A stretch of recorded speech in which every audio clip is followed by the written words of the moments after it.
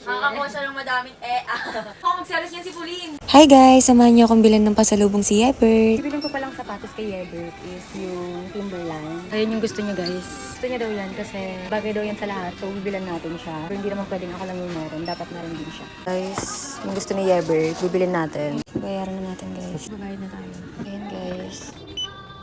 Nabili na natin. Nabili na tayo guys. On Applebee's. Kain muna kami and then konting shopping lang for pasalubong sa Pinas. Chocolate na doggy at samahan niyo ako bumili ng mga pasalubong ko. Muna tayo na itong favorite chocolate ko guys. So, din tayo na itong candy guys. Din tayo na itong KitKat. Tayo na ito guys. Sabi kasi nila nakaka-fresh daw to and nakakagulo ng skin. Tino for my hair. Toothbrush guys. Ayan. Kailangan kasi ito ni Yebert. Ayan. Kailangan mo to bet. Kuha din tayo na ito guys. Tayo na itong facial wash.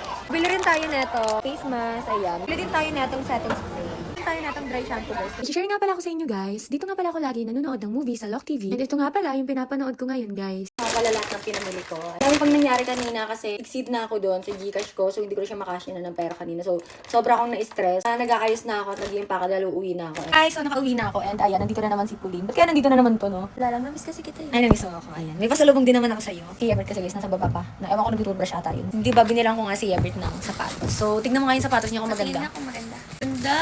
Maganda ba? Gusto mo dali. Pag nag-model siya. Oo. Bagay yan pag jogging siya mga ganun.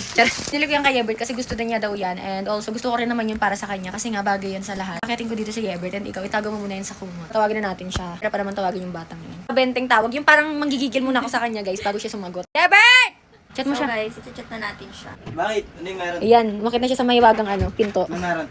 Bibigay kami sa'yo. Ay, ikaw muna kay Pauline. Nandito si Pauline, oh. Ayun si Pauline. Nakita namin yun. Ah, nakita na kaya? Kahapon. Nabigay mo na ba? Ibibigay na natin sa kanya. Mikit ka muna. Mikit ka muna. Ito na, ilalabas ko na ba?